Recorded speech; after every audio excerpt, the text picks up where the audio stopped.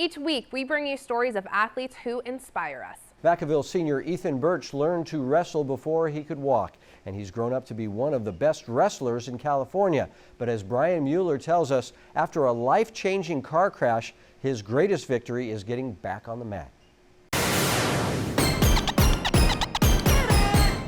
No matter where you look in the Vacaville wrestling room, reminders of greatness, a halo of history that these Bulldog wrestlers hope to ascend to one day. It's truly special and important to be part of this program. We've put our hearts and souls on the line, and that's what's most important to me. Ethan Birch is one of the best wrestlers in the state, ranked 4th in the 145 weight class.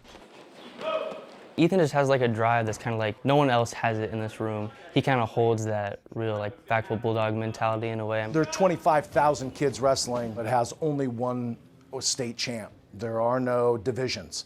So even to be considered a top 20 or a top 40 guy, I mean, you're the 1%. Clint would know. The longtime co-head coach at Vacaville has seen Ethan up close for the past 4 years at Vaca High, and for all the years before that as well. Clint is also Ethan's father.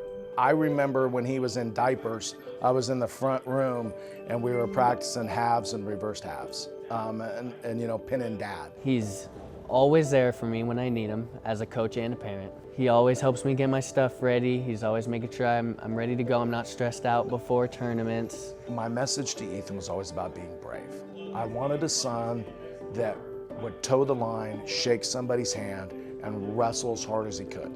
Ethan never had any trouble being brave on the mat, but nearly 2 years ago, on a drive home from a wrestling tournament, his bravery was tested like never before. This car came, and out of nowhere, this big crash hit, probably 3-4 inches behind me, right on that back right passenger side door.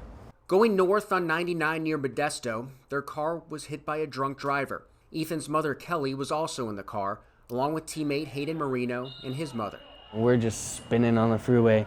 Literally nothing came to my mind until about 5 seconds after we stopped moving, trying to grasp what just happened. Coming back across that freeway, we could have been clipped by anybody, and it just made me count my blessings essentially and make me happy I wake up in the morning. You know.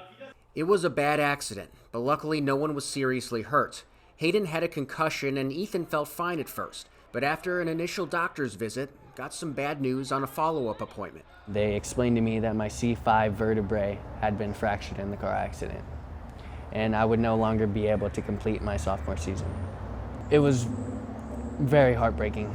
Ethan was thankful to be alive, but found himself in an unfamiliar position, on his back. When I'm sitting there in my bed and I've got that big cast on my neck and I'm sitting there, I can't really see into the future, you know. It was hard to see the improvement that I could have made. Ethan was unsure if he would ever wrestle again or get back to the same level. The thought of going through the grind again from ground zero was tough to grapple with. It was not easy. It was a difficult moment for everybody.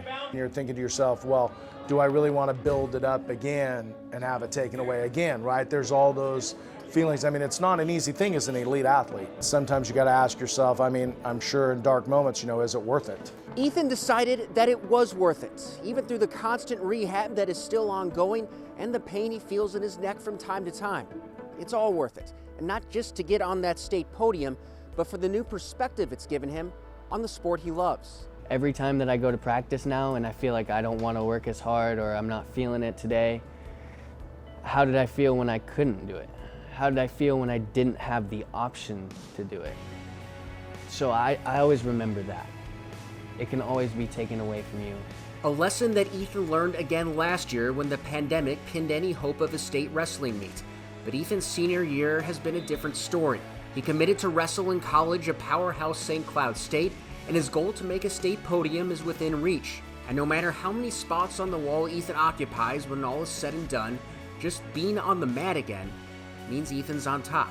That's the best part of my day. It's the best part of my life, really, is when I'm standing there in the corner watching my son in a big match. There isn't a thing in the world I'd rather be doing than competing. I love the sport and I love doing it, so I'm going to do it as long as I can.